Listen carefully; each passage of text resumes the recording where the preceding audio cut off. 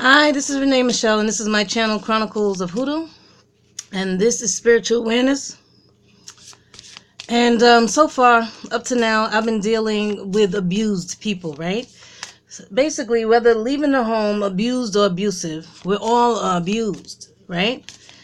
But as time goes on, the ones that left the home abusive, they're faced with a lot of challenges that I could not recognize without some of my recent clients, because I am a person that has been abused, but I'm not abusive. And so for me, it was like, okay, I thought that when abusive people abuse others, they have a great sense of self and understanding. And after it works, they feel good. And whether it works or doesn't, it feels good, right? Because they're abusing.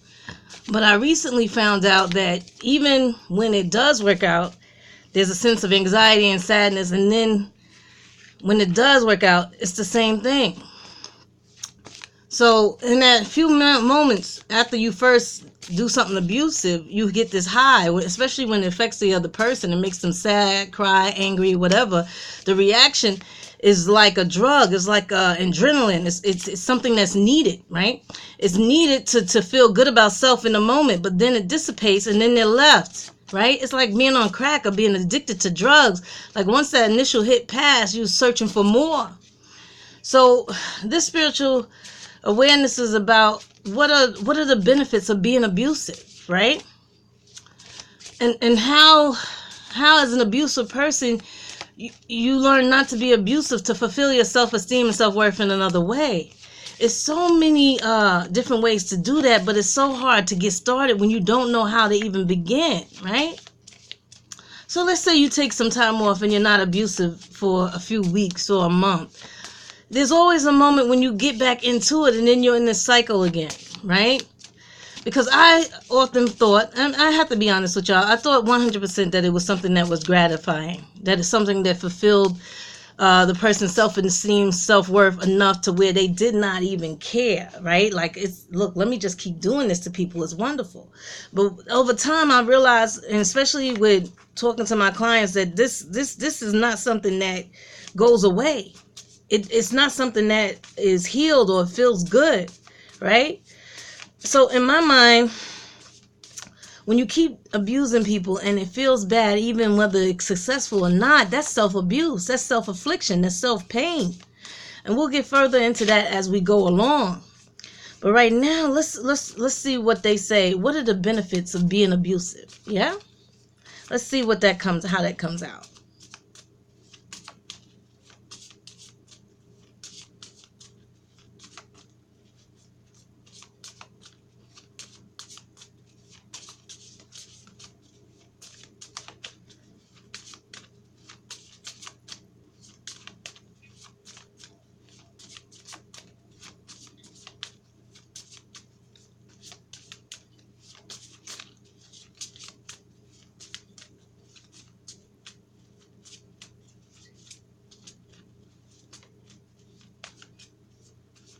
So we're going to use the major arcana for this, right? So this is why the deck is so small.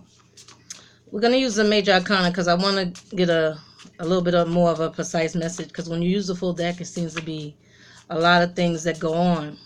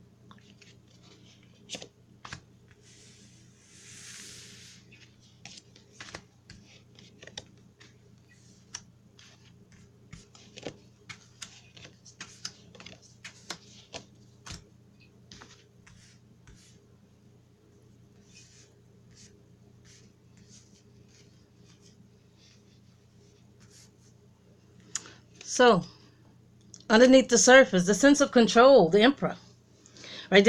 So underneath the surface, there's a need to be in control. There's a need to be in control of the people in the environment. It's a need to be in control of other abusive people. It's a need to be in control of the people that you love, that if they left you, or if they moved on from you, or if they even were fully themselves, it hurts you, right? Or it makes you want to control them even more, because you want to diminish their self-esteem and self-worth, so you have this instant gratification every time that you go to hurt them.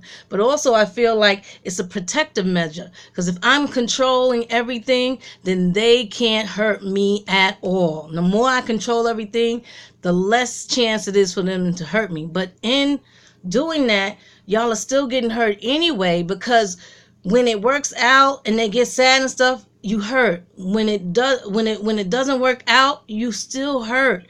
So trying to lessen it is still it's a cycle of you still hurting yourself when you're trying to keep the other person from hurting you. So the first card, right, is a permanent concern in question. It's like, okay, what are the benefits of abuse? It's the Fool card in reverse. So the Fool card upright is about taking a risk, taking a chance, moving forward in life, moving forward onto other things, moving forward and growing as a person by taking risks. When you take risk in life, you can't, if you fail, you always can say, I tried, right? I made an effort. I did something to improve myself, improve my world, and improve my life. In order to benefit in life, you have to take risks, you have to take chances. But when you don't have that, right? Because with abusiveness, you can't take any risks, you can't take any chances. Everything has to be controlled. Everything has to be under your hands, so you make sure that everything stays in place. But when that happens, as an abusive person, you can't move or grow emotionally, spiritually, or otherwise. It's very hard for you to heal from past hurts and even from past situations, because you can't move. It's like, this is what I do and this is what I need to do in order to function emotionally, spiritually, and even with the ones you love. It's like, I cannot love you unless I'm abusing you, because you cannot do anything like leave me or move on from me, or abuse me back, because that is not the purpose. The purpose is for me to feel a level of control, so where if I'm constantly being hurt, it's by me hurting me. But you will never hurt me. I can hurt myself every time with this abusive nature, because it doesn't satisfy anything. But for like I said, for like 20 minutes you feel great, but it doesn't do anything to heal or seal the spirit to where it can move on and function and be able to go on and take life chances and become more healthy, balanced, and whole. So you can't take a risk. You're stuck. The motivating reason for seeking guidance, right?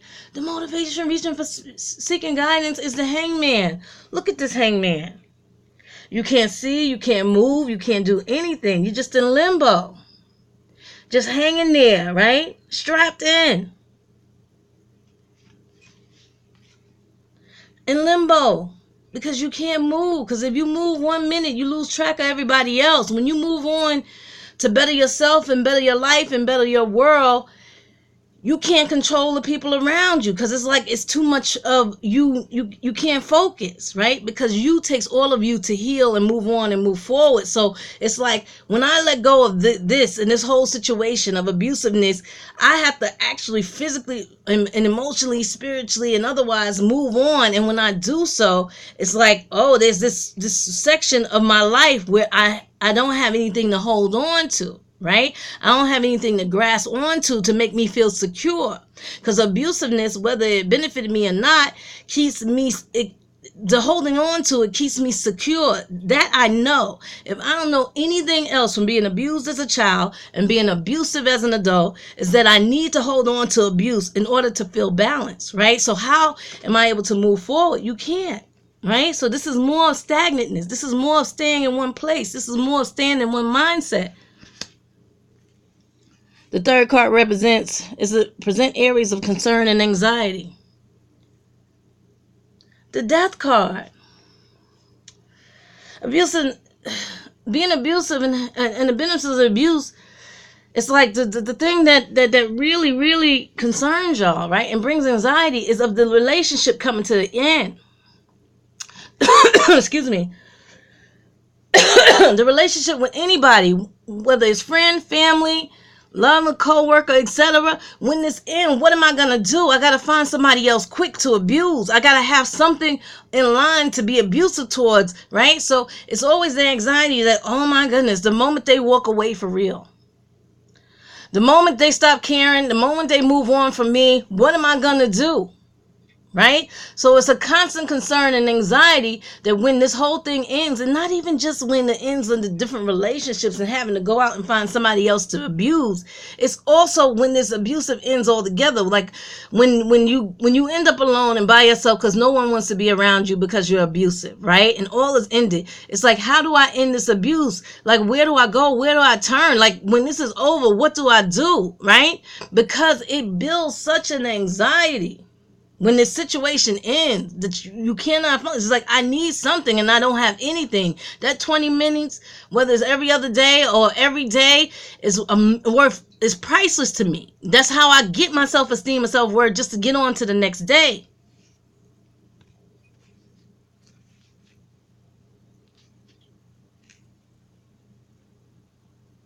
What are you unaware of the present? What are you unaware of at the present is the Wheel of Fortune card, right? And you say, okay, the Wheel of Fortune, Renee, is about money, right? Isn't it? No. It's about your fortune. It's about your future. You know what they really call psychics back in the day, fortune tellers, right? What it is about your future and everything like that. So my thing to you is this. I always say, if the bad is going bad, it's probably going to get better. If the better is going good, if it's going good, then it probably get worse. But when I see the Wheel of Fortune card as what you don't know as a present, is that you're fortunate enough to be watching this video, right? You're fortunate enough to be watching this video and understanding yourself better and understanding how you can move on from this and move on into the world. That you're fortunate enough to be on my channel, to be able to get a heads up to say, look, eventually this is going to lead you to being by yourself. Eventually this is going to lead you to being alone and with nobody to fulfill this need. And then how do you find a way to build your self-esteem and self-worth afterwards? We're going to talk about that in the future. But this card just tells me what you're not aware at the present time is that you're fortunate enough to be listening to this message.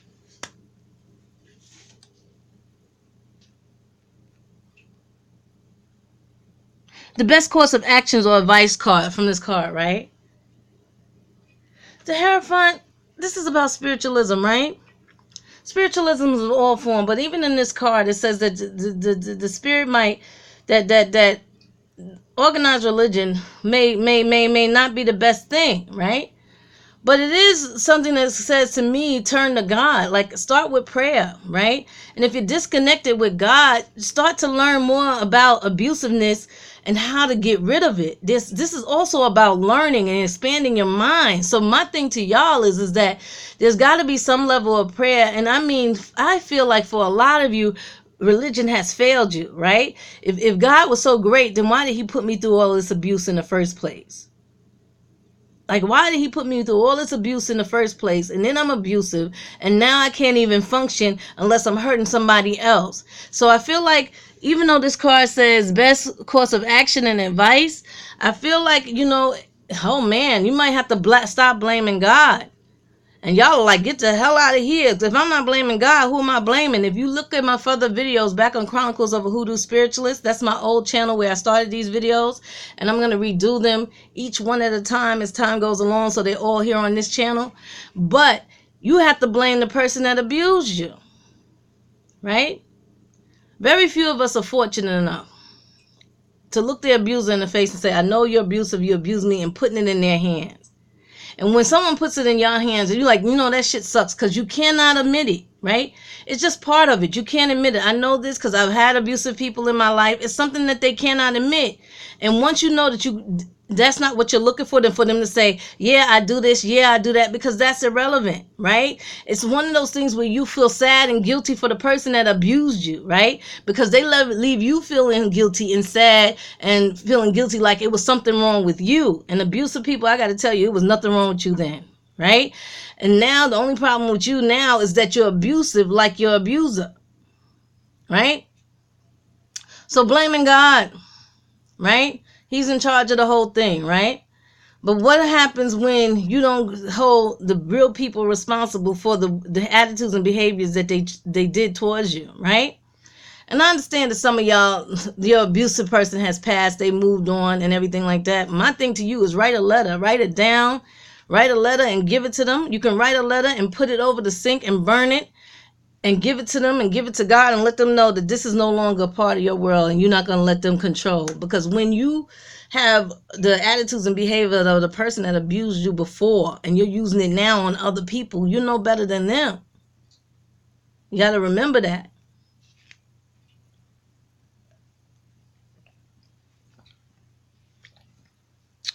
So the 6th card is the best way to proceed or use advice at the present, right?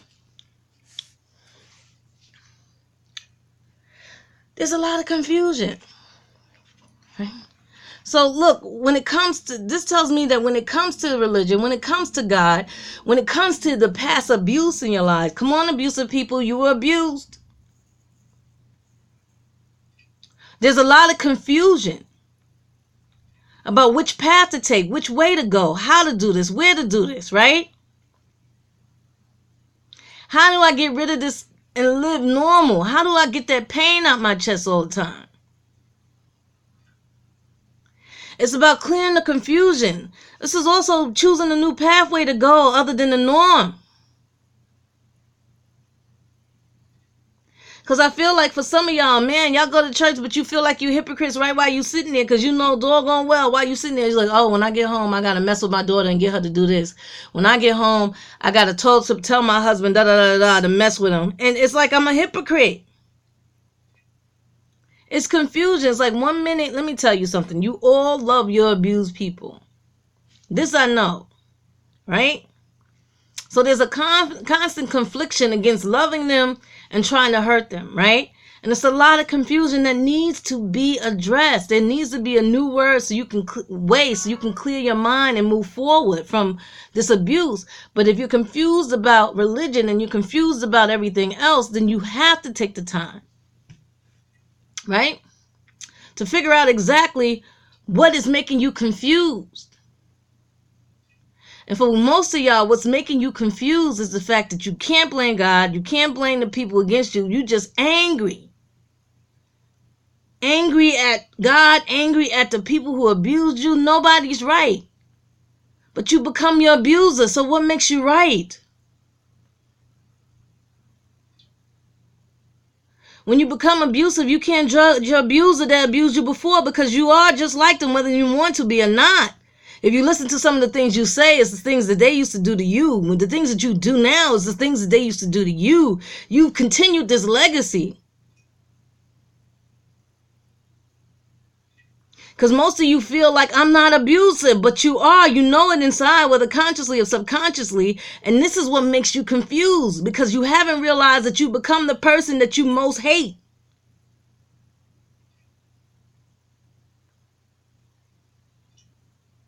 And you have to realize also the way that you feel about the person that abused you, that was abusive towards you, is the way everybody around you that you're abusing feels about you. So this feeling that you have towards your abusive person in your life, or the abusive people that hurt you on your way up growing up, is the same way that everybody around you that you're abusing feels about you. This is me telling you this to bring some clarity into what is actually going on with you. You need to pray about it and ask God for guidance. And if you don't have a spiritual, a God of your own understanding, you have to start realizing what you are. And that realization, you're going to realize that your abuser actually did care about you, but there was nothing they can do about it because right now in this moment, you are living their life.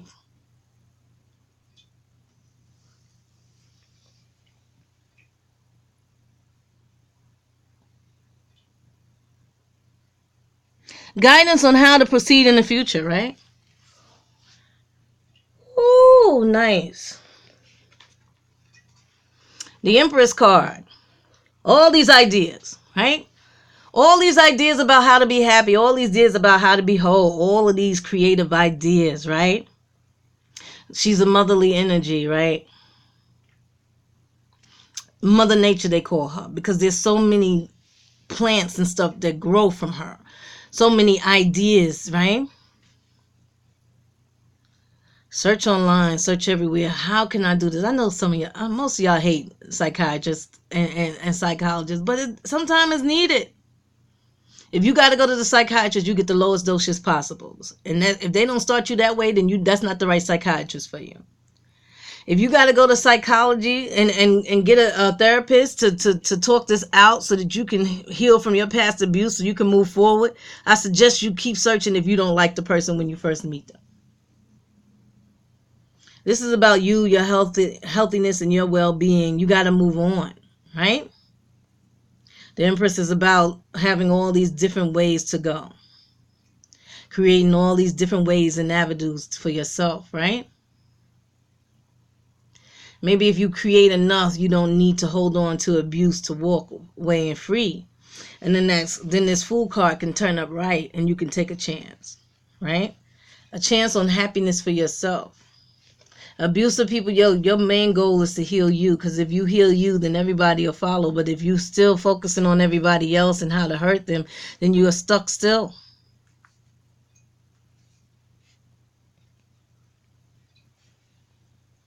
Expected results if guidance is followed, right? It's the Hermit card. Woo, ooh, ooh. So y'all say, doggone it, Renee. You just said I don't want to be alone, because then I ain't got nobody to abuse. But that's the way it's supposed to be. If you take time for self-reflection.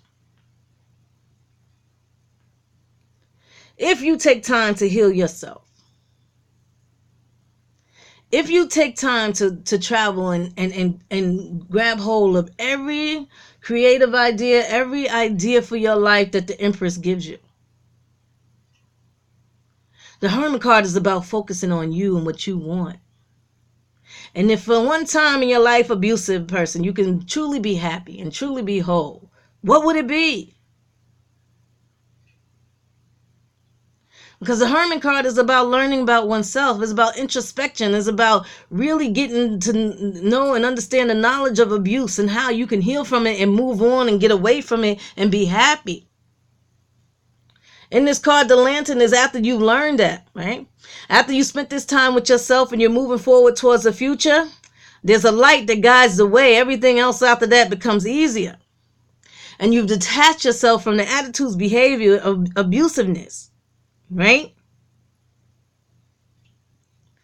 All right, guys, thank you for joining me for Spiritual Awareness. See you next time. This is Renee Michelle, Chronicles of Hoodoo at Outlook.com. Peace.